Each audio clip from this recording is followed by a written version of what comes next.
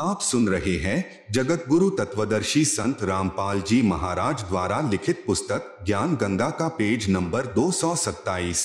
हरे राम हरे कृष्ण राधे श्याम सीता राम ओम नमः शिवाय ओम नमो भगवते वासुदेवाय आदि नाम जाप करता हूँ। सोमवार का व्रत भी रखता हूँ, कावड़ भी लाता हूँ तथा धामों पर भी दान करने जाता हूँ। मंदिर में मूर्ति पूजा करने भी जाता हूँ।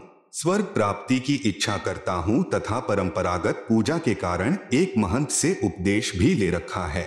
उत्तर, कृपया आप उपरोक्त गीता सार को पढ़ो। जब तक तत्व ज्ञान से पूर्ण परिचित आप नहीं होंगे तब तक यह शंका रूपी कांटा खटकता ही रहेगा। जैसे ऊपर उदाहरण है कि उल्टा लटका हुआ संसार रूपी वृक्ष है जिसकी मूल यानी जड़ तो पूर्ण परमात्मा परमेश्वर है। तीनों गुण रूपी यानी रजगुण ब्रह्मा, सतगुण विष्णु, तमगुण शिव शाखाएं हैं। आपने कोई आम का पौधा लगाया है, यदि पौधे की जड़ यानी मूल की सिंचाई यानी पूजा करोगे जिससे वृक्ष बनेगा, फिर उसकी शाखाओं को फल लगेंगे। शाखा तोड़ने को थोड़े ही कहा जाता है। यह देखें, सीधा बीजा हुआ भक्ति रूपी पौधा अर्थात शास्त्र विधि अनुसार साधना। इसी प्रकार पूजा तो पूर्ण परमात्मा अर्थात मूल की करनी है, फिर कर्मफल तीनों गुण यानी ब्रह्मा विष्णु शिव रूपी शाखाओं को लगेंगे। इसलिए कुछ भी नहीं छोड़ना है, केवल अपना भक्ति रूपी पौधा सीधा बीजना है अर्थात शास्त्र विधि अनुसार साधना प्रारंभ करनी है। वर्तमान में सर्व पवित्र भक्त समाज शास्त्र विधि त्याग कर मनमाना आचरण कर रहा है अर्थात भक्ति रूपी पौधा उल्टा लगा रखा है। यदि किसी ने ऐसे पौधा बीज रखा हो तो उसे मूर्ख ही कहा जाता है। उल्टा बीजा हुआ भक्ति रूपी पौधे का चित्र जिसे आप पुस्तक में देख सकते हैं। इसीलिए गीता अध्याय 7 श्लोक 12 से 18 तक में तीनों गुणों यानी रजगुण ब्रह्मा जी, सतगुण विष्णु जी, तमगुण शिव जी की पूजा तक ही सीमित बुद्धि रखने वाले जो इनके अतिरिक्त किसी को नहीं पूजते हैं, उनको राक्षस स्वभाव को धारण किए हुए मनुष्यों में नीच दुष्कर्म करने वाले मूर्ख कहा है तथा कहा है कि ये मुझे भी नहीं पूजते। फिर अपनी साधना को भी गीता ज्ञान दाता प्रभु यानी ब्रह्म अर्थात क्षर पुरुष ने अति घटिया यानी अनुत्तमाम अर्थात व्यर्थ कहा है। इसलिए गीता अध्याय 18 श्लोक 62, 64, 66 तथा अध्याय 15 श्लोक 1 से 4 में कहा है कि उस पूर्ण परमात्मा यानी उल्टे लटके वृक्ष की मूल की पूजा कर की शरण में जा। उसकी पूजा तत्वदर्शी संत के बताए मार्ग से कर। गीता अध्याय 4 श्लोक 34 में तत्वदर्शी संत की तरफ संकेत किया है। उसी पूर्ण परमात्मा की शास्त्र विधि अनुसार साधना करने से ही साधक परम शांति तथा सतलोक को प्राप्त होता है अर्थात पूर्ण मोक्ष को प्राप्त करता है। गीता ज्ञान दाता प्रभु यानी क्षर पुरुष काल कह रहा है कि मैं भी उसी की शरण हूँ अर्थात मेरा भी इष्ट देव वही पूर्ण परमात्मा है। मैं भी उसी की पूजा करता हूँ, अन्य को भी उसी की पूजा करनी चाहिए। आप गीता जी का नित्य पाठ भी करते हो तथा साधना गीता जी में वर्णित विधि के विरुद्ध करते हो। आप सुन रहे हैं जगत गुरु तत्वदर्शी संत रामपाल जी महाराज द्वारा लिखित पुस्तक ज्ञान गंगा का पेज नंबर 228। जिन मंत्रों का यानी हरे राम हरे कृष्ण राधे श्याम सीता राम ओम नमो शिवाय ओम नमो भगवते वासुदेवाय आदि मंत्रों का आप जाप करते हो तथा अन्य साधनाएं व्रत करना, कावड़ लाना, तीर्थों व धामों पर दान तथा पूजा के लिए जाना, गंगा स्नान तथा तीर्थों पर लगने वाली प्रभी में स्नान पवित्र गीता जी में वर्णित न होने के कारण शास्त्र विधि त्याग कर मनमाना आचरण यानी पूजा हुआ, जिसे पवित्र गीता जी अध्याय 16 श्लोक 23-24 में व्यर्थ कहा है। गद्दी तथा महंत परंपरा की जानकारी।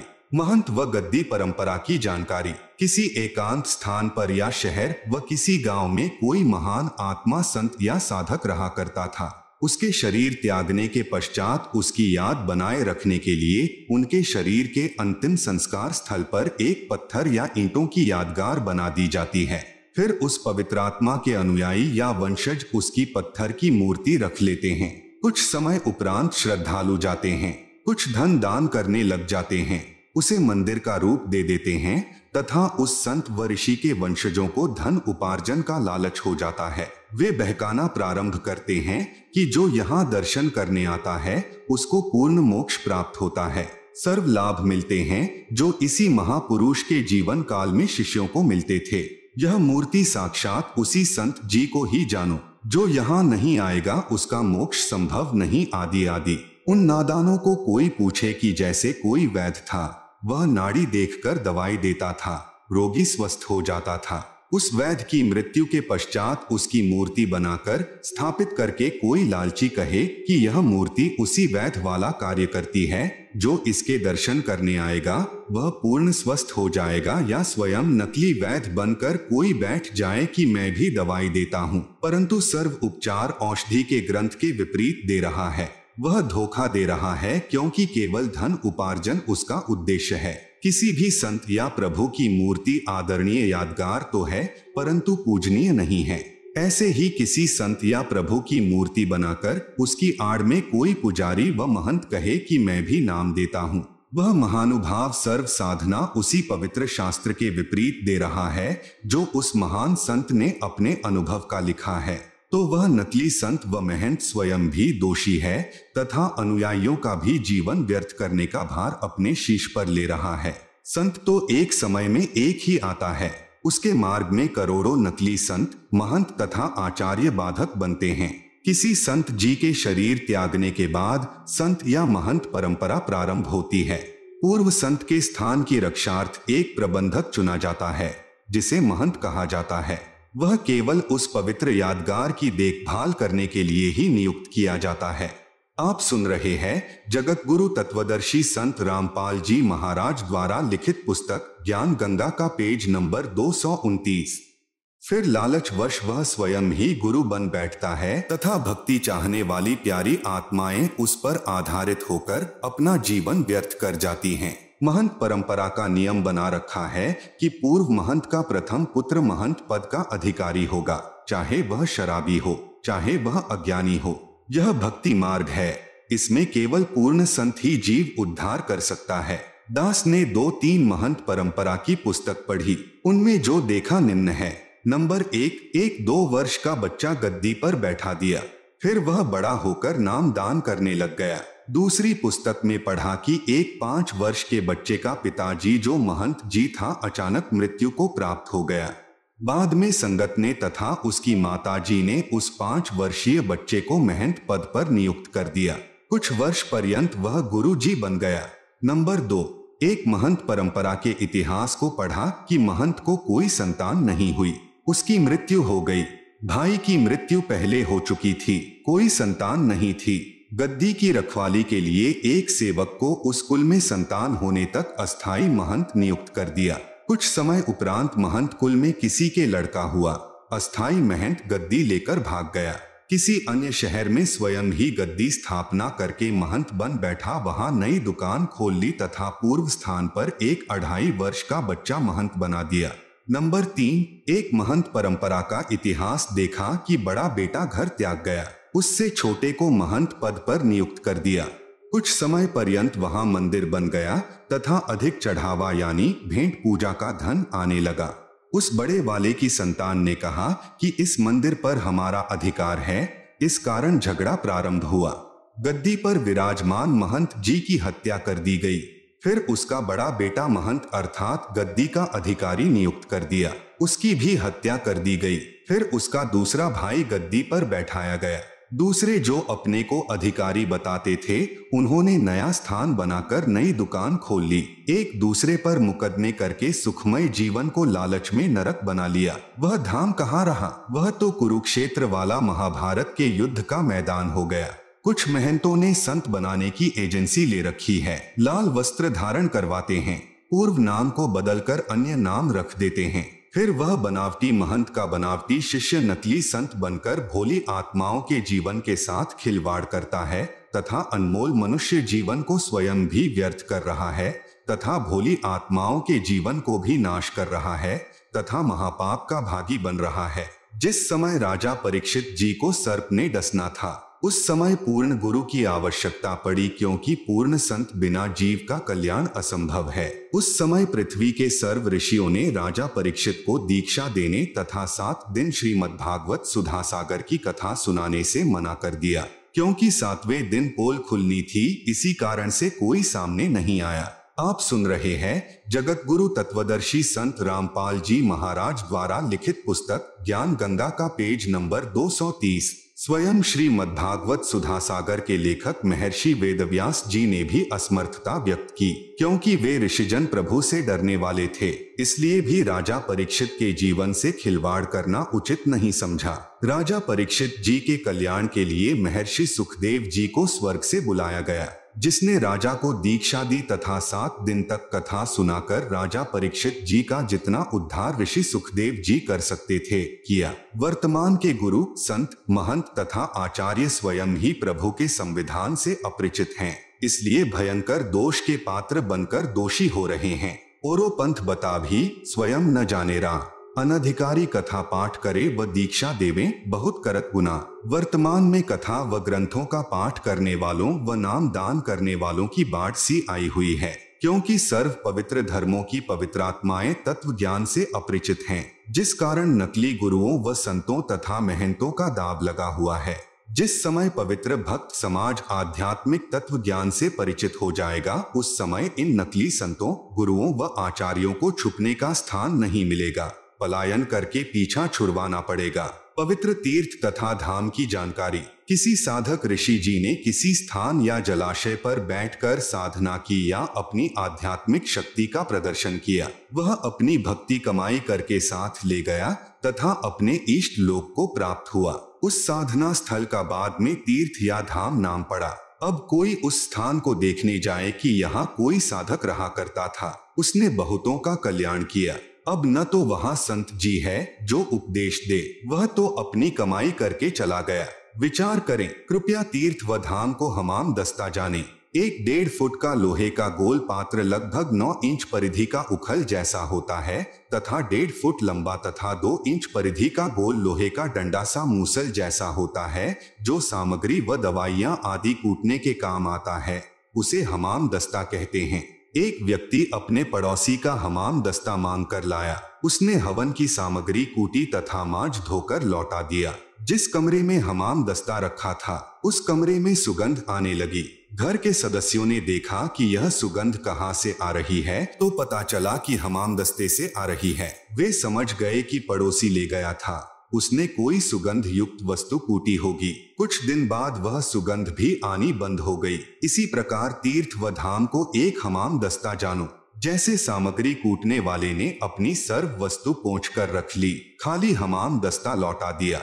आप सुन रहे हैं जगत गुरु तत्वदर्शी संत रामपाल जी महाराज द्वारा लिखित पुस्तक ज्ञान गंगा का पेज नंबर 231। अब कोई उस हमाम दस्ते को सूंघकर ही कृत्यार्थ माने तो नादानी है, उसको भी सामग्री लानी पड़ेगी, तब पूर्ण लाभ होगा। ठीक इसी प्रकार किसी धाम व तीर्थ पर रहने वाला पवित्र आत्मा तो राम नाम की सामग्री कूटकर झाड़ पहुंचकर अपनी सर्व कमाई को साथ ले गया। बाद में अनजान श्रद्धालु उस स्थान पर जाने मात्र से कल्याण समझें तो उनके मार्गदर्शकों यानी गुरुओं की शास्त्र विधि रहित बताई साधना का ही परिणाम है। उस महान आत्मा संत की तरह प्रभु साधना करने से ही कल्याण संभव है। उसके लिए तत्वदर्शी संत की खोज करके उससे उपदेश लेकर आजीवन भक्ति करके मोक्ष प्राप्त करना चाहिए। शास्त्र विधि अनुकूल सत साधना मुझ दास के पास उपलब्ध है, कृपया निशुल्क प्राप्त करें। श्री अमरनाथ धाम की स्थापना कैसे हुई? भगवान शंकर जी ने पार्वती जी को एकांत स्थान पर उपदेश दिया था, जिस कारण से माता पार्वती जी इतनी मुक्त हो गई कि जब तक प्रभु शिव जी तमोगुण की मृत्यु नहीं होगी, तब तक उमा जी की भी मृत्यु नहीं होगी। 7 ब्रह्मा जी रजोगुण की मृत्यु के उपरांत भगवान विष्णु सतोगुण की मृत्यु होगी। 7 विष्णु जी की मृत्यु के पश्चात शिव जी की मृत्यु होगी, तब माता पार्वती जी भी मृत्यु को प्राप्त होगी। पूर्ण मोक्ष नहीं हुआ। फिर भी जितना लाभ पार्वती जी को हुआ वह भी अधिकारी से उपदेश मंत्र लेकर हुआ। बाद में श्रद्धालुओं ने उस स्थान की याद बनाए रखने के लिए उसको सुरक्षित रखा तथा दर्शक जाने लगे। जैसे यह दास यानी संत रामपाल स्थान स्थान पर जाकर सत्संग करता है, वहां पर खीर व हलवा भी बनाया जाता है। जो भक्तात्मा उपदेश प्राप्त कर लेता है उसका कल्याण हो जाता है। सत्संग समापन के उपरांत सर्व टेंट आदि उखाड़कर दूसरे स्थान पर सत्संग के लिए चले गए। पूर्व स्थान पर केवल मिट्टी या ईंटों की बनाई भट्ठी व चूल्हे शेष छोड़ दिए। फिर कोई उसी शहर के व्यक्ति से कहे कि आओ आपको वह स्थान दिखाकर लाता हूँ जहाँ संत रामपाल दास जी का सत्संग हुआ था, खीर बनाई थी। बाद में उन भट्ठियों को देखने जाने वाले को न तो खीर मिले, न ही सत्संग के अमृत वचन सुनने को मिले, न ही उपदेश प्राप्त हो सकता जिससे कल्याण हो सके। उसके लिए संत ही खोजना पड़ेगा। जहाँ सत्संग चल रहा हो वहाँ पर सर्व कार्य सिद्ध होंगे। ठीक इसी प्रकार तीर्थों व धामों पर जाना तो उस यादगार स्थान रूपी भट्ठी को देखना मात्र ही है। यह पवित्र गीता जी में वर्णित न होने से शास्त्र विरुद्ध हुई, जिससे कोई लाभ नहीं। प्रमाण पवित्र गीता अध्याय 16 मंत्र 23-24। तत्व ज्ञानहीन संतों व महंतों तथा आचार्यों द्वारा भ्रमित श्रद्धालु तीर्थों व धामों पर आत्म कल्याणार्थ जाते हैं। श्री अमरनाथ जी की यात्रा पर गए श्रद्धालु 3-4 बार बर्फानी तूफान में दबकर मृत्यु को प्राप्त हुए। प्रत्येक बार मरने वालों की संख्या हजारों होती थी। आप सुन रहे हैं जगत गुरु तत्वदर्शी संत रामपाल जी महाराज द्वारा लिखित पुस्तक ज्ञान गंगा का पेज नंबर 232। विचारणीय विषय है कि यदि श्री अमरनाथ जी के दर्शन व पूजा लाभदायक होती तो क्या भगवान शिव उन श्रद्धालुओं की रक्षा नहीं करते।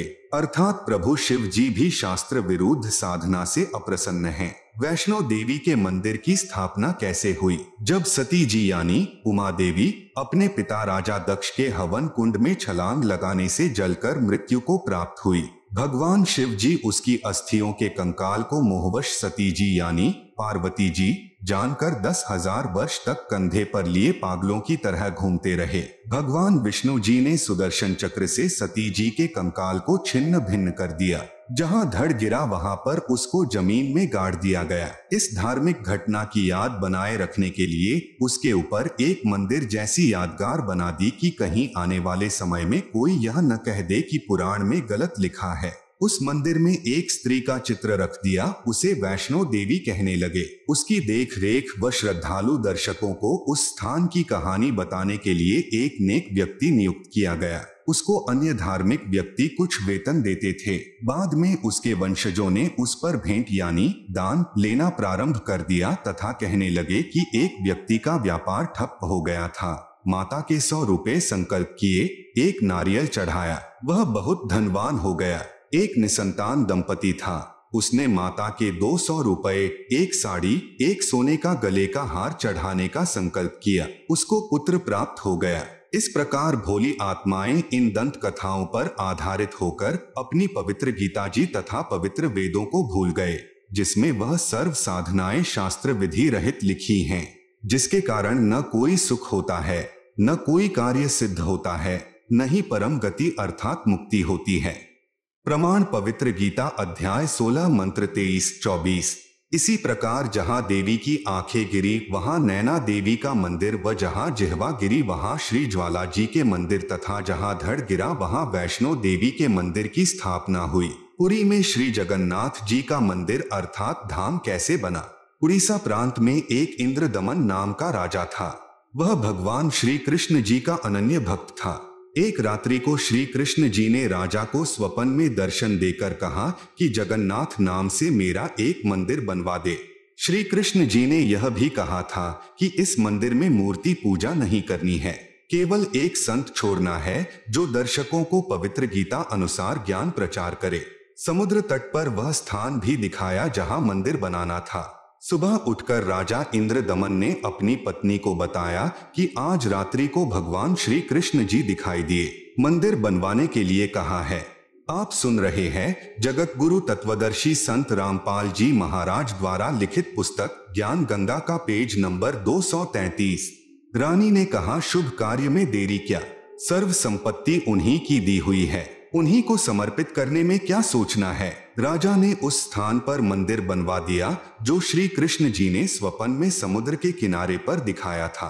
मंदिर बनने के बाद समुद्री तूफान उठा, मंदिर को तोड़ दिया, निशान भी नहीं बचा कि यहाँ मंदिर था। ऐसे राजा ने 5 बार मंदिर बनवाया, 5 बार समुद्र ने तोड़ दिया। राजा ने निराश होकर मंदिर न बनवाने का निर्णय ले लिया। यह सोचा कि न जाने समुद्र मेरे से कौन से जन्म का प्रतिशोध ले रहा है। कोष रिक्त हो गया, मंदिर बना नहीं। कुछ समय उपरांत पूर्ण परमेश्वर यानी कबीरदेव ज्योति निरंजन यानी काल को दिए वचन अनुसार राजा इंद्रदमन के पास आए तथा राजा से कहा, आप मंदिर बनवाओ, अब के समुद्र मंदिर यानी महल नहीं तोड़ेगा। राजा ने कहा, संत जी मुझे विश्वास नहीं है, मैं भगवान श्री कृष्ण यानी विष्णु जी के आदेश से मंदिर बनवा रहा हूँ। श्री कृष्ण जी समुद्र को नहीं रोक पा रहे हैं। 5 बार मंदिर बनवा चुका हूँ, यह सोचकर कि कहीं भगवान मेरी परीक्षा ले रहे हों, परंतु अब तो परीक्षा देने योग्य भी नहीं रहा हूँ क्योंकि कोष भी रिक्त हो गया है। अब मंदिर बनवाना मेरे वश की बात नहीं। परमेश्वर ने कहा, इंद्रदमन, जिस परमेश्वर ने सर्व ब्रह्मांडों की रचना की है वही सर्व कार्य करने में सक्षम है, अन्य प्रभु नहीं। मैं उस परमेश्वर की वचन शक्ति प्राप्त हूँ। मैं समुद्र को रोक सकता हूँ यानी अपने आप को छुपाते हुए सत कह रहे थे।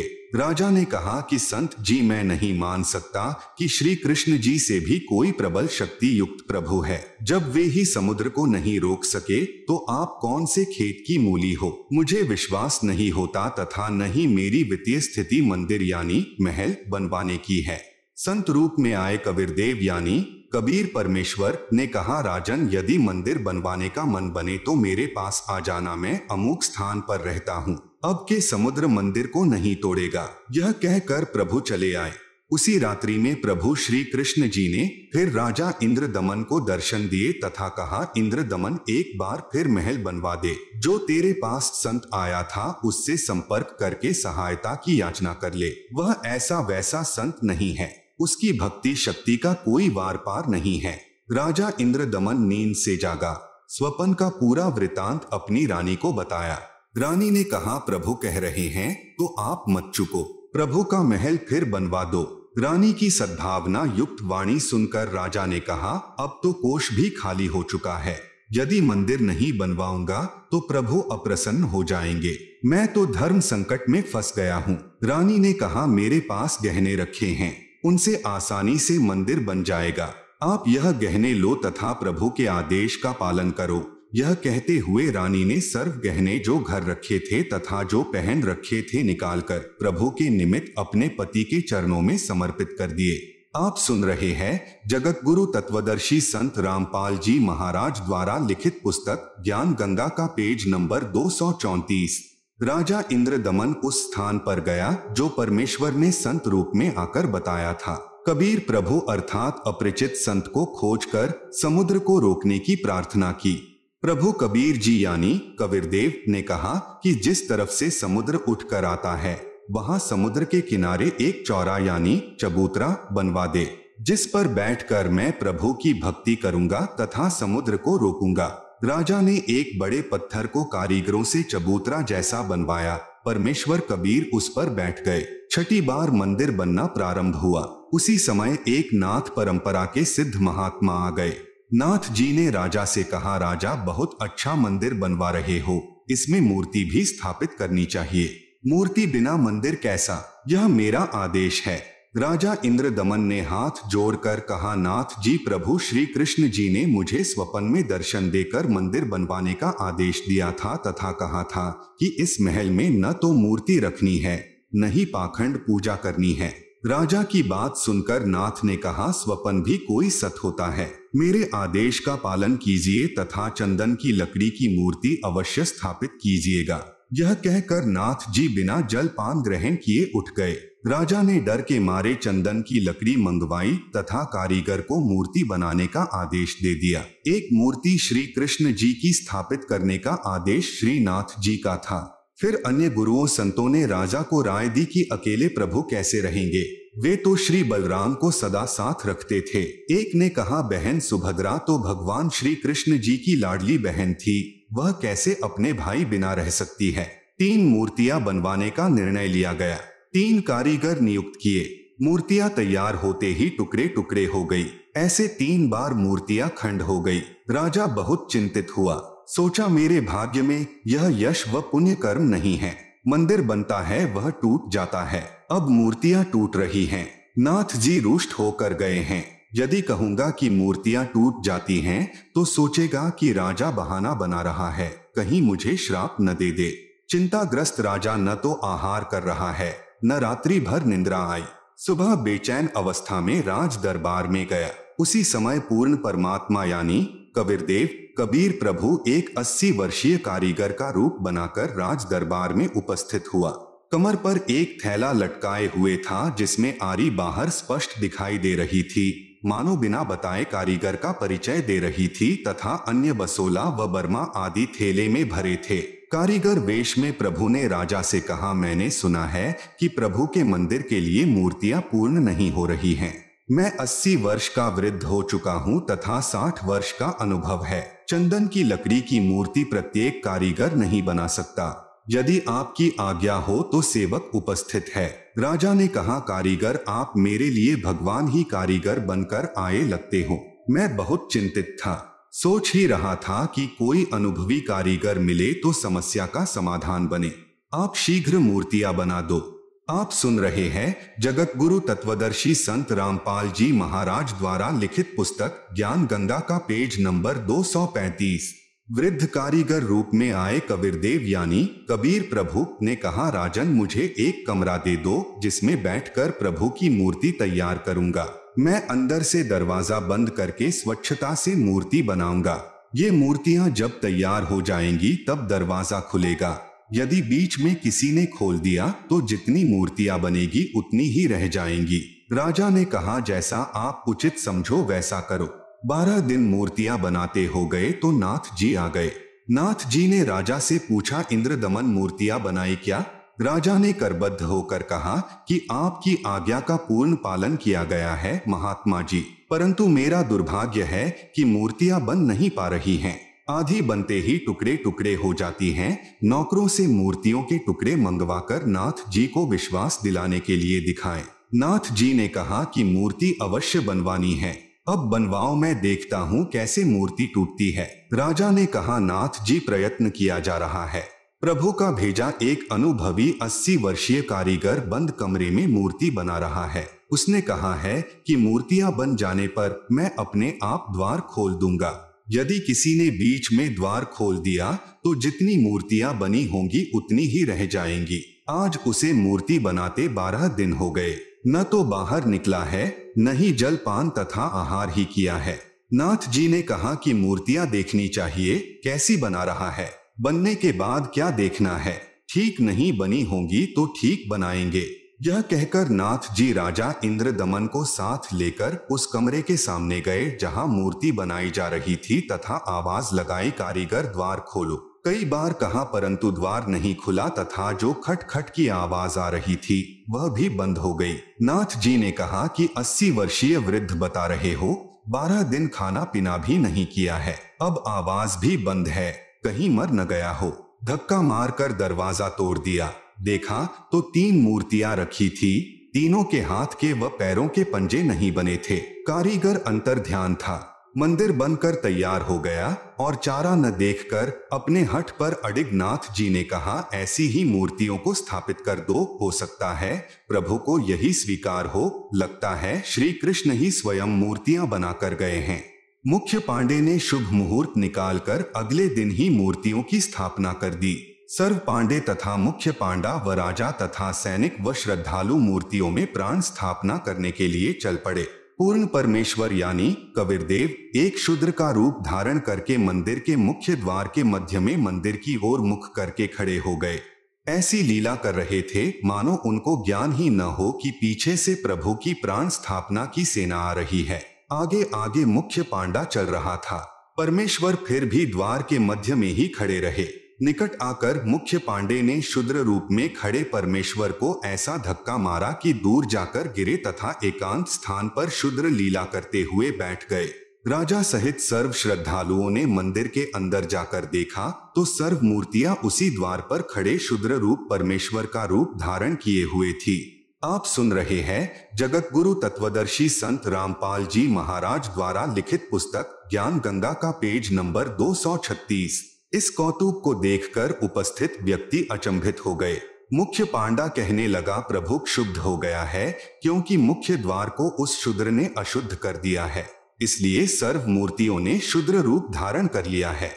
बड़ा अनिष्ट हो गया है। कुछ समय उपरांत मूर्तियों का वास्तविक रूप हो गया। गंगा जल से कई बार स्वच्छ करके प्राण स्थापना की गई। कबीरदेव ने कहा, अज्ञानता व पाखंडवाद की चरम सीमा देखें। कारीगर मूर्ति का भगवान बनाता है, फिर पुजारी या अन्य संत उस मूर्ति रूपी प्रभु में प्राण डालता है, अर्थात प्रभु को जीवन दान देता है। तब वह मिट्टी या लकड़ी का प्रभु कार्य सिद्ध करता है। वाह रे पाखंडियों, खूब मूर्ख बनाया प्रभु प्रेमी आत्माओं को। मूर्ति स्थापना हो जाने के कुछ दिन पश्चात लगभग 40 फुट ऊंचा समुद्र का जल उठा, जिसे समुद्री तूफान कहते हैं, तथा बहुत वेग से मंदिर की ओर चला। सामने कबीर परमेश्वर चौरा यानी चबूतरे पर बैठे थे। अपना एक हाथ उठाया जैसे आशीर्वाद देते हैं। समुद्र उठा का उठा रह गया तथा पर्वत की तरह खड़ा रहा, आगे नहीं बढ़ सका। विप्र रूप बनाकर समुद्र आया तथा चबूतरे पर बैठे प्रभु से कहा कि भगवान, आप मुझे रास्ता दे दो, मैं मंदिर तोड़ने जाऊंगा। आप सुन रहे हैं जगत गुरु तत्वदर्शी संत रामपाल जी महाराज द्वारा लिखित पुस्तक ज्ञान गंगा का पेज नंबर 237। प्रभु ने कहा कि यह मंदिर नहीं है, यह तो महल यानी आश्रम है। इसमें विद्वान पुरुष रहा करेगा तथा पवित्र गीता जी का ज्ञान दिया करेगा। आपका इसको विध्वंस करना शोभा नहीं देता। समुद्र ने कहा कि मैं इसे अवश्य तोड़ूंगा।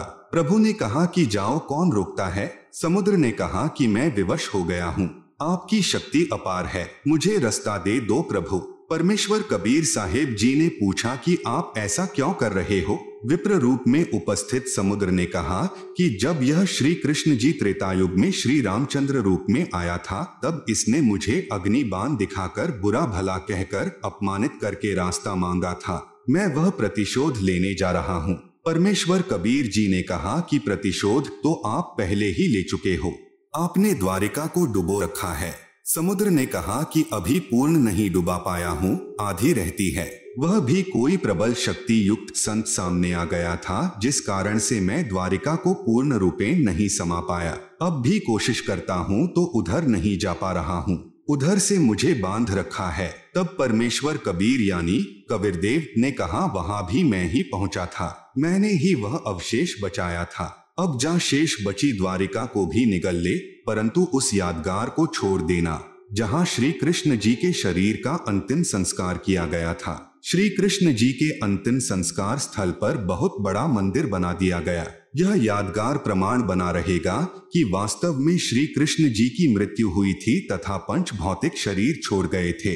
नहीं तो आने वाले समय में कहेंगे कि श्री कृष्ण जी की तो मृत्यु ही नहीं हुई थी। आज्ञा प्राप्त कर शेष द्वारिका को भी समुद्र ने डुबो लिया। परमेश्वर कबीर जी यानी कबीरदेव ने कहा, अब आप आगे से कभी भी इस जगन्नाथ मंदिर को तोड़ने का प्रयत्न नहीं करना तथा इस महल से दूर चला जा। ऐसी आज्ञा प्रभु की मानकर प्रणाम करके मंदिर से दूर लगभग 1.5 किलोमीटर हट गया। ऐसे श्री जगन्नाथ जी का मंदिर अर्थात धाम स्थापित हुआ। श्री जगन्नाथ के मंदिर में छुआछात प्रारंभ से ही नहीं है। कुछ दिन पश्चात जिस पांडे ने प्रभु कबीर जी को शूद्र रूप में धक्का मारा था, उसको कुष्ठ रोग हो गया। सर्व औषधि करने पर भी स्वस्थ नहीं हुआ। कुष्ठ रोग का कष्ट अधिक से अधिक बढ़ता ही चला गया। सर्व उपासनाएं भी की, श्री जगन्नाथ जी से रो रो कर संकट निवारण के लिए प्रार्थना की, परंतु सर्व निष्फल रही। स्वप्न में श्री कृष्ण जी ने दर्शन दिए तथा कहा, पांडे, उस संत के चरण धोकर चरणामृत पान कर जिसको तूने मंदिर के मुख्य द्वार पर धक्का मारा था, तब उसके आशीर्वाद से तेरा कुष्ठ रोग ठीक हो सकता है, यदि उसने तुझे हृदय से क्षमा किया तो, अन्यथा नहीं। मरता क्या नहीं करता। वह मुख्य पांडा सवेरे उठा, कई सहयोगी पांडों को साथ लेकर उस स्थान पर गया जहां पर प्रभु कबीर शूद्र रूप में विराजमान थे। आप सुन रहे हैं जगत गुरु तत्वदर्शी संत रामपाल जी महाराज द्वारा लिखित पुस्तक ज्ञान गंगा का पेज नंबर 238। जो ही पांडा प्रभु के निकट आया तो परमेश्वर उठकर चल पड़े तथा कहा, हे पांडा, मैं तो अछूत हूँ, मेरे से दूर रहना, कहीं आप अपवित्र न हो जाएं। पांडा निकट पहुंचा परमेश्वर और आगे चल पड़े। तब पांडा फूट फूट कर रोने लगा तथा कहा, परवरदिगार, मेरा दोष क्षमा कर दो। तब दयालु प्रभु रुक गए। पांडे ने आदर के साथ एक स्वच्छ वस्त्र जमीन पर बिछाकर प्रभु को बैठने की प्रार्थना की। प्रभु उस वस्त्र पर बैठ गए। तब उस पांडे ने स्वयं चरण धोए तथा चरणामृत को पात्र में वापस डाल लिया। प्रभु कबीर जी ने कहा, पांडे 40 दिन तक इसे पीना भी तथा स्नान करने वाले जल में कुछ डालकर स्नान करते रहना। 40वें दिन तेरा कुष्ठ रोग समाप्त होगा। तथा कहा कि भविष्य में भी इस जगन्नाथ जी के मंदिर में किसी ने छुआछात किया तो उसको भी दंड मिलेगा। सर्व उपस्थित व्यक्तियों ने वचन किए कि आज के बाद इस पवित्र स्थान पर कोई छुआछात नहीं की जाएगी। विचार करें, हिंदुस्तान का एक ही मंदिर ऐसा है जिसमें प्रारंभ से ही छुआछात नहीं रही है। मुझ दास को भी उस स्थान को देखने का अवसर प्राप्त हुआ। कई सेवकों के साथ उस स्थल को देखने के लिए गया था कि कुछ प्रमाण प्राप्त करूं। वहां पर सर्व प्रमाण आज भी साक्षी मिले। जिस पत्थर यानी चौरा पर बैठकर कबीर परमेश्वर जी ने मंदिर को बचाने के लिए समुद्र को रोका था, वह आज भी विद्यमान है। उसके ऊपर एक यादगार रूप में गुंबज बना रखा है। वहां पर बहुत पुरातन महंत यानी रखवाला परंपरा से एक आश्रम भी विद्यमान है। वहां पर लगभग 70 वर्षीय वृद्ध महंत जी से उपरोक्त मंदिर की समुद्र से रक्षा की जानकारी चाहिए तो उसने भी यही बताया तथा कहा कि मेरे पूर्वज कई पीढ़ी से यहाँ पर महंत यानी रखवाले रहे हैं। यहाँ पर ही श्री धर्मदास साहेब व उनकी पत्नी भक्तमती आमनी देवी ने शरीर त्यागा था। दोनों की समाधियां भी साथ साथ बनी दिखाई। फिर हम श्री जगन्नाथ जी के मंदिर में गए। वहां पर मूर्ति पूजा आज भी नहीं है, परंतु प्रदर्शनी अवश्य लगा रखी है। जो 3 मूर्तियां भगवान श्री कृष्ण जी तथा श्री बलराम जी व बहन सुभद्रा जी की मंदिर के अंदर स्थापित हैं, उनके दोनों हाथों के पंजे नहीं हैं, दोनों हाथ टूंडे हैं। उन मूर्तियों की भी पूजा नहीं होती, केवल दर्शनार्थ रखी हैं। वहां पर एक गाइड पांडे से पूछा कि सुना है कि यह मंदिर 5 बार समुद्र ने तोड़ा था, पुनर्बनवाया था। समुद्र ने क्यों तोड़ा? फिर किसने समुद्र को रोका? पांडे ने कहा, इतना तो मुझे पता नहीं। यह सर्व कृपा जगन्नाथ जी की थी, उन्होंने ही समुद्र को रोका था। सुना तो है कि समुद्र ने 3 बार मंदिर को तोड़ा था। मैंने फिर प्रश्न किया कि प्रथम बार ही क्यों न समुद्र रोका प्रभु ने? पांडे ने उत्तर दिया कि लीला है जगन्नाथ की। मैंने फिर पूछा कि इस मंदिर में छुआछात है या नहीं? उसने कहा, जब से मंदिर बना है यहाँ कोई छुआछात नहीं है। आप सुन रहे हैं जगत गुरु तत्वदर्शी संत रामपाल जी महाराज द्वारा लिखित पुस्तक ज्ञान गंगा का पेज नंबर 239। मंदिर में शूद्र तथा पांडा एक थाली या पत्तल में खाना खा सकते हैं, कोई मना नहीं करता। मैंने प्रश्न किया, पांडे जी अन्य हिंदू मंदिरों में तो पहले बहुत छुआछात थी, इसमें क्यों नहीं? प्रभु तो वही है। पांडे का उत्तर था, लीला है जगन्नाथ की। अब पुण्यात्माएं विचार करें कि सत को कितना दबाया गया है।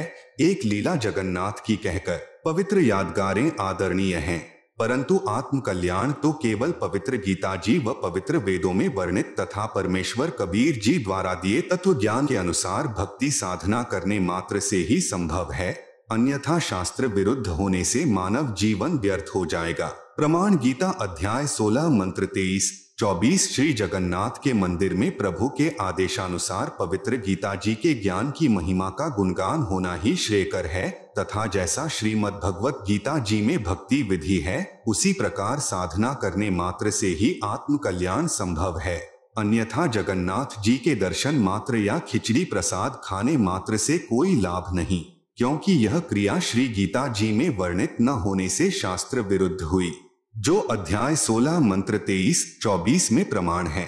स्वर्ग की परिभाषा है। उदाहरणार्थ स्वर्ग को एक होटल यानी रेस्टोरेंट जानो। जैसे कोई धनी व्यक्ति गर्मियों के मौसम में शिमला या कुल्लू मनाली जैसे शहरों में ठंडे स्थानों पर जाता है, वहां किसी होटल में ठहरता है, जिसमें कमरे का किराया तथा खाने का खर्चा अदा करना होता है। 2 या 3 महीने में 20 या 30 हजार रुपए खर्च करके वापस अपने कर्म क्षेत्र में आना होता है।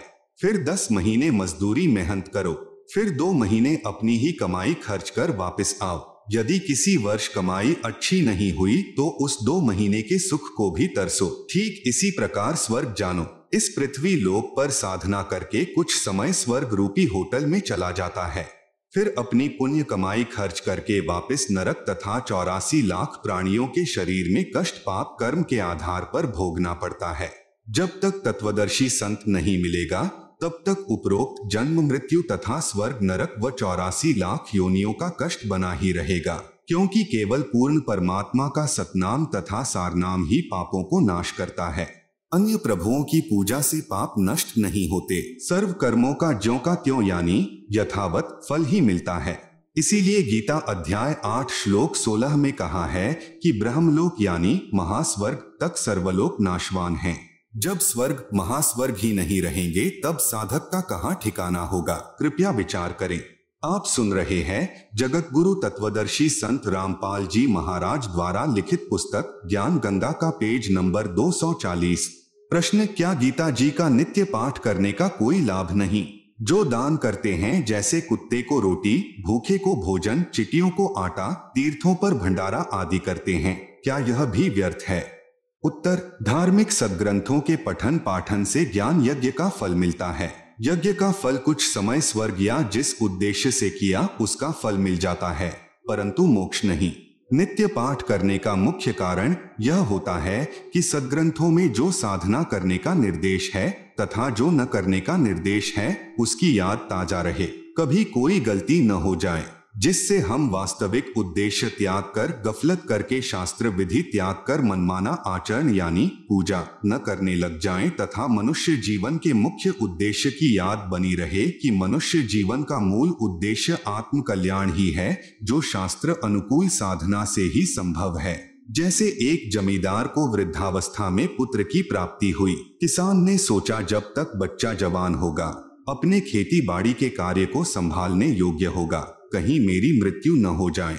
इसलिए किसान ने अपना अनुभव लिखकर छोड़ दिया तथा अपने पुत्र से कहा कि पुत्र, जब तू जवान हो तब अपने खेती बाड़ी के कार्य को समझने के लिए इस मेरे अनुभव के लेख को प्रतिदिन पढ़ लेना तथा अपनी कृषि करना।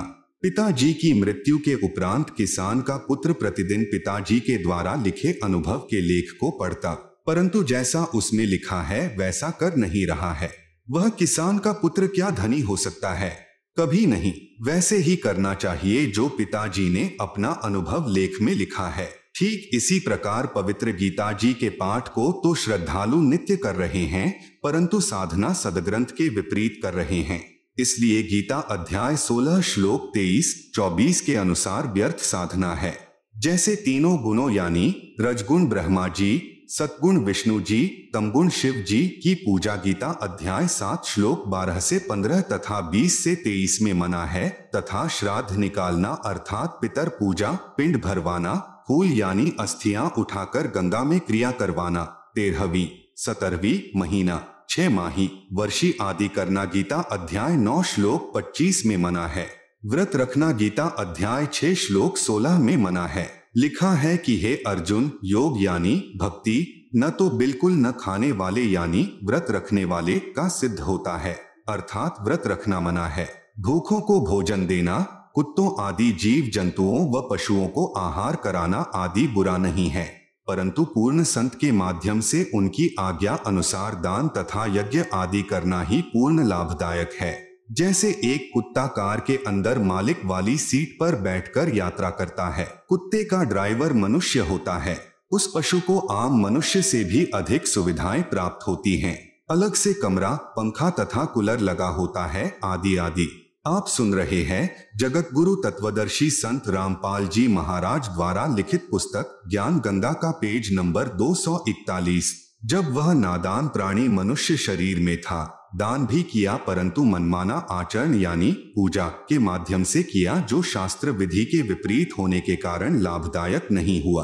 प्रभु का विधान है कि जैसा भी कर्म प्राणी करेगा उसका फल अवश्य मिलेगा। यह विधान तब तक लागू है जब तक तत्वदर्शी संत पूर्ण परमात्मा का मार्गदर्शक नहीं मिलता। जैसा कर्म प्राणी करता है वैसा ही फल प्राप्त होता है। इस विधान के अनुसार वह तीर्थों तथा धामों पर या अन्य स्थानों पर भंडारे द्वारा तथा कुत्ते आदि को रोटी डालने के कर्म के आधार पर कुत्ते की योनि में चला गया। वहां पर भी किया कर्म मिला। कुत्ते के जीवन में अपनी पूर्व जन्म की शुभ कर्म की कमाई को समाप्त करके गधे की योनि में चला जाएगा। उस गधे के जीवन में सर्व सुविधाएं छीन ली जाएंगी। सारा दिन मिट्टी, कच्ची पक्की ईंटें ढोएगा, तत्पश्चात अन्य प्राणियों के शरीर में कष्ट उठाएगा तथा नरक भी भोगना पड़ेगा। 84 लाख योनियों का कष्ट भोग कर फिर मनुष्य शरीर प्राप्त करता है। फिर क्या जाने भक्ति बने या न बने। जैसे धाम तथा तीर्थ पर जाने वाले के पैरों नीचे या जिस सवारी द्वारा जाता है उसके पहियों के नीचे जितने भी जीव जंतु मरते हैं उनका पाप भी तीर्थ व धाम यात्री को भोगना पड़ता है। जब तक पूर्ण संत जो पूर्ण परमात्मा की सत साधना बताने वाला नहीं मिले तब तक पाप नाश यानी क्षमा नहीं हो सकते, क्योंकि ब्रह्मा, विष्णु, महेश, ब्रह्म यानी क्षर पुरुष काल तथा परब्रह्म यानी अक्षर पुरुष की साधना से पाप नाश यानी क्षमा नहीं होते। पाप तथा पुण्य दोनों का फल भोगना पड़ता है। यदि वह प्राणी गीता ज्ञान अनुसार पूर्ण संत की शरण प्राप्त करके पूर्ण परमात्मा की साधना करता तो या तो सतलोक चला जाता या दोबारा मनुष्य शरीर प्राप्त करता। पूर्व पुण्यों के आधार से फिर कोई संत मिल जाता है, वह प्राणी फिर शुभ कर्म करके पार हो जाता है। इसलिए उपरोक्त मनमाना आचरण लाभदायक नहीं है। प्रश्न: गीता अध्याय 3 श्लोक 35 तथा अध्याय 18 श्लोक 47 में कहा है कि अच्छी प्रकार आचरण में लाए हुए दूसरे के धर्म से गुण रहित भी अपना धर्म अति उत्तम है। अपने धर्म में मरना भी कल्याणकारक है। दूसरे का धर्म भय को देने वाला है। इससे सिद्ध होता है कि जो भी जैसी पूजा करता है उसे त्यागना नहीं चाहिए। अपने धर्म में मरना भी कल्याणकारक है। उत्तर: यदि गीता अध्याय 3 श्लोक 35 तथा अध्याय 18 श्लोक 47 का अर्थ यही है कि जो जैसी पूजा करता है करता रहे, उसे मत त्यागो, तो पवित्र श्रीमद् भगवद गीता जी के ज्ञान की क्या आवश्यकता थी। एक श्लोक बहुत था। श्री गीता जी के इन श्लोकों का भावार्थ सही है, परंतु अनुवादकर्ताओं ने विपरीतार्थ किया है। आप सुन रहे हैं जगत गुरु तत्वदर्शी संत रामपाल जी महाराज द्वारा लिखित पुस्तक ज्ञान गंगा का पेज नंबर 242। कृपया निम्न पढ़े उपरोक्त दोनों श्लोकों का वास्तविक अर्थ। अध्याय 3 का श्लोक 35। श्रेयान स्वधर्मः विगुणः परधर्मात् स्वनुष्ठितात् स्वधर्मे निधनम श्रेयः परधर्मः भयावहः। अनुवाद: विगुणः यानी गुण रहित अर्थात शास्त्र विधि त्याग कर, स्वनुष्ठितात यानी स्वयं मनमाना अच्छी प्रकार आचरण में लाए हुए, परधर्मात् यानी दूसरों की धार्मिक पूजा से, स्वधर्मः यानी अपनी शास्त्र विधि अनुसार पूजा, श्रेयान यानी अति उत्तम है, शास्त्रानुकूल, स्वधर्मे यानी अपनी पूजा में तो, निधनम यानी मरना भी, श्रेयः यानी कल्याणकारक है, और परधर्मः यानी दूसरे की पूजा, भयावह यानी भय को देने वाली है। अध्याय 18 का श्लोक 47। श्रेयान स्वधर्मः विगुणः परधर्मात् स्वनुष्ठितात् स्वभावनेतम कर्म कुर्वन् न आपनोति किल्बिषम्। अनुवाद: विगुणः यानी गुण रहित, स्वनुष्ठितात् यानी स्वयं मनमाना अर्थात शास्त्र विधि रहित अच्छी प्रकार आचरण किए हुए, परधर्मात् यानी दूसरे के धर्म अर्थात धार्मिक पूजा से, स्वधर्मः यानी अपना धर्म अर्थात शास्त्र विधि अनुसार धार्मिक पूजा, श्रेयान यानी श्रेष्ठ है, स्वभावनीतम यानी स्वयं ही अपने स्वभाव अनुसार बनाए मनमाने आचरण से, कर्म यानी भक्ति कर्म, न यानी मत, कुर्वन यानी करो, किल्बिषम यानी जिससे पाप को, आपनोति यानी प्राप्त होता है। विशेष इसी का प्रमाण गीता अध्याय 17 के श्लोक 1 से 6 में स्पष्ट है। उपरोक्त श्लोकों में स्पष्ट है कि अपनी शास्त्र विधि अनुसार साधना श्रेष्ठ है, चाहे दूसरों की चमक धमक वाली साधना कितनी ही सुनियोजित लगे, वह हानिकारक होती है। जैसे माता का जागरण करने वाले बहुत सुरीली आवाज में गाना गाकर माता की स्तुति मन घड़ंत कविताओं द्वारा पूरे साज बाज के साथ करते हैं, उस स्वनुष्ठितात यानी स्वयं निर्मित शास्त्र विधि रहित साधना पर आकर्षित होकर अपनी शास्त्र अनुकूल साधना नहीं त्यागनी चाहिए। जैसे कोई साधक सत साधना पर लगता है तो वह पूर्व की शास्त्र विरुद्ध पूजाओं को त्याग देता है, जैसे पितर पूजा, मंदिर आदि में जाना आदि। तब अन्य शास्त्र विधि विरुद्ध साधना करने वाले कहते हैं कि आपने सर्व पूर्व पूजाएं त्याग दी हैं, आपसे सर्व देव रुष्ट हो जाएंगे। एक व्यक्ति ने ऐसा ही किया था, उसका इकलौता पुत्र मर गया। इस तरह यह दूसरों की शास्त्र विरुद्ध साधना भय पैदा करती हैं। परंतु अपनी शास्त्र अनुकूल साधना को अंतिम श्वास तक करते रहना ही कल्याणकारक है। प्रश्न, मैं गीता अध्याय 6 श्लोक 10 से 15 में वर्णित विधि अनुसार एक आसन पर बैठकर सिर आदि अंगों को सम करके ध्यान करता हूँ, एकादशी का व्रत भी रखता हूँ, इस प्रकार शांति को प्राप्त हो जाऊंगा। उत्तर, कृपया आप गीता अध्याय 6 श्लोक 16 को भी पढ़े, जिसमें लिखा है कि हे अर्जुन, यह योग यानी साधना न तो अधिक खाने वाले का, न बिल्कुल न खाने यानी व्रत रखने वाले का सिद्ध होता है, न अधिक जागने वाले का, न अधिक शयन करने यानी सोने वाले का सिद्ध होता है, न ही एक स्थान पर बैठकर साधना करने वाले का सिद्ध होता है। आप सुन रहे हैं जगत गुरु तत्वदर्शी संत रामपाल जी महाराज द्वारा लिखित पुस्तक ज्ञान गंगा का पेज नंबर 243, गीता अध्याय 6 श्लोक 10 से 15 तक वर्णित विधि का खंडन गीता अध्याय 3 का श्लोक 5 से 9 में किया है कि जो मूर्ख व्यक्ति समस्त कर्म इंद्रियों को हठपूर्वक रोककर अर्थात एक स्थान पर बैठकर चिंतन करता है, वह पाखंडी कहलाता है। इसलिए कर्मयोगी यानी कार्य करते करते साधना करने वाला साधक ही श्रेष्ठ है। वास्तविक भक्ति विधि के लिए गीता ज्ञान दाता प्रभु यानी ब्रह्म किसी तत्वदर्शी की खोज करने को कहता है। गीता अध्याय 4 श्लोक 34 इससे सिद्ध है गीता ज्ञान दाता यानी ब्रह्म द्वारा बताई गई भक्ति विधि पूर्ण नहीं है। इसलिए गीता अध्याय 6 श्लोक 10 से 15 तक ब्रह्म यानी शर पुरुष काल द्वारा अपनी साधना का वर्णन है तथा अपनी साधना से होने वाली शांति को अति घटिया यानी अनुत्तमाम गीता अध्याय 7 श्लोक 18 में कहा है। उपरोक्त अध्याय 6 श्लोक 10 से 15 में कहा है कि मन और इंद्रियों को वश में रखने वाला साधक एक विशेष आसन तैयार करे, जो न अधिक ऊंचा हो न अधिक नीचा। उस आसन पर बैठकर चित्त तथा इंद्रियों को वश में रखकर मन को एकाग्र करके अभ्यास करे। सीधा बैठकर ब्रह्मचर्य का पालन करता हुआ मन को रोककर प्रयाण होवे। इस प्रकार साधना में लगा साधक मुझ में रहने वाली निर्वाण परमाम यानी अति बेजान अर्थात बिल्कुल मरी हुई यानी नाम मात्र शांति को प्राप्त होता है। इसीलिए गीता अध्याय 7 श्लोक 18 में अपनी साधना से होने वाली गति यानी लाभ को अति घटिया यानी अनुत्तमाम कहा है। इसी गीता अध्याय 18 श्लोक 62 तथा अध्याय 15 श्लोक 4 में कहा है कि हे अर्जुन, तू परम शांति तथा सतलोक को प्राप्त होगा, फिर पुनर्जन्म नहीं होता, पूर्ण मोक्ष प्राप्त हो जाता है।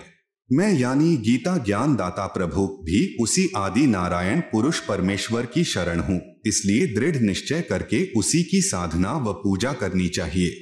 अपनी साधना के अटकल युक्त ज्ञान के आधार पर बताए मार्ग को अध्याय 6 श्लोक 47 में भी स्वयं युक्ततमः मतः अर्थात अज्ञान अंधकार वाले विचार कहा है। अन्य अनुवादकर्ताओं ने में युक्ततमः मत का अर्थ परम श्रेष्ठ मान्य है किया है, जबकि करना था कि यह मेरा अटकल लगाया अज्ञान अंधकार के आधार पर दिया मत है, क्योंकि यथार्थ ज्ञान के विषय में किसी तत्वदर्शी संत से जानने को कहा है। गीता अध्याय 4 श्लोक 34 में वास्तविक अनुवाद गीता अध्याय 6 श्लोक 47 का।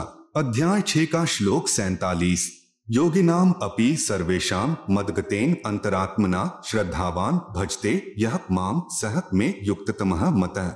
अनुवाद मेरे द्वारा दिए भक्ति विचार जो अटकल लगाया हुआ उपरोक्त श्लोक 10 से 15 में वर्णित पूजा विधि जो मैंने अनुमान सा बताया है, पूर्ण ज्ञान नहीं है, क्योंकि सर्वेशाम यानी सर्व, योगिनाम यानी साधकों में, यह यानी जो, श्रद्धावान यानी पूर्ण आस्था से, अंतरात्मना यानी सच्ची लगन से, मदगतेन यानी मेरे द्वारा दिए भक्ति मत के अनुसार, माम यानी मुझे, भजते यानी भजता है, सह यानी वह, अपि यानी भी, युक्ततमः यानी अज्ञा अंधकार से जन्म मरण स्वर्ग नरक वाली साधना में ही लीन है।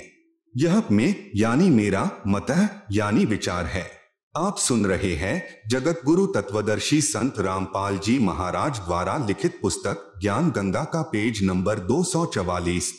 इसी का प्रमाण पवित्र गीता अध्याय 7 श्लोक 18 में तथा गीता अध्याय 5 श्लोक 29 तथा गीता अध्याय 6 श्लोक 15 में स्पष्ट है।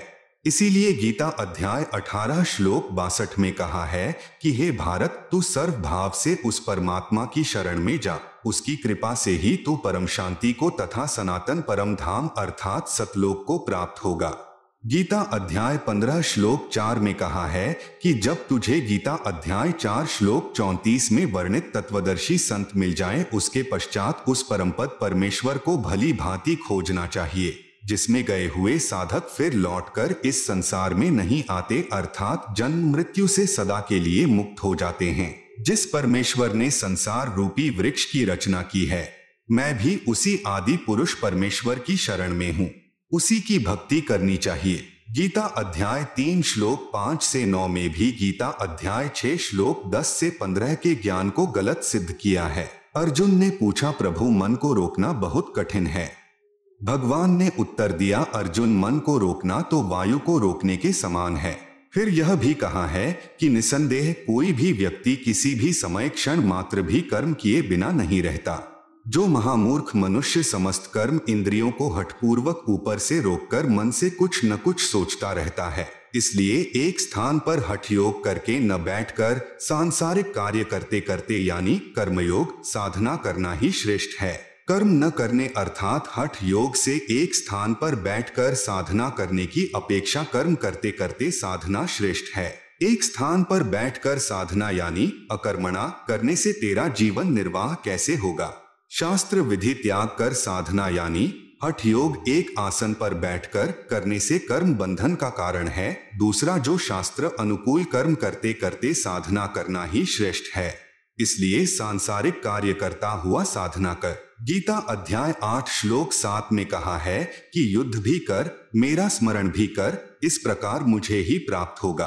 गीता अध्याय 7 श्लोक 18 में तथा अध्याय 18 श्लोक 62 में कहा है कि परंतु मेरी साधना से होने वाली गति यानी लाभ अति घटिया यानी अनुत्तमाम है।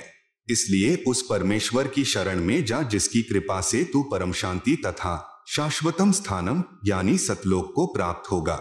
उस परमेश्वर की भक्ति विधि तथा पूर्ण ज्ञान यानी तत्व ज्ञान किसी तत्वदर्शी संत की खोज करके उससे पूछ, मैं यानी गीता ज्ञान दाता ब्रह्मक्षर पुरुष भी नहीं जानता। प्रश्न, गीता अध्याय 15 श्लोक 18 में कहा है कि मैं लोक में वेद में पुरुषोत्तम नाम से प्रसिद्ध हूँ। इससे तो यही सिद्ध हुआ कि गीता ज्ञान दाता प्रभु ही सर्वशक्तिमान है तथा गीता अध्याय 12 पूर्ण ही गीता ज्ञान दाता की ही महिमा कह रहा है। उत्तर, गीता जी में गीता ज्ञान दाता प्रभु अपनी साधना तथा समर्थता भी कह रहा है तथा साथ साथ उस पूर्ण परमात्मा की महिमा भी कह रहा है तथा उस परमेश्वर की साधना के लिए तत्वदर्शी संत की ओर संकेत भी कर रहा है। गीता अध्याय 12 पूरा ब्रह्म यानी क्षर पुरुष यानी काल की महिमा से परिपूर्ण है तथा गीता अध्याय 13 सारा उस पूर्ण परमात्मा अर्थात आदि पुरुष परमेश्वर की महिमा से परिपूर्ण है।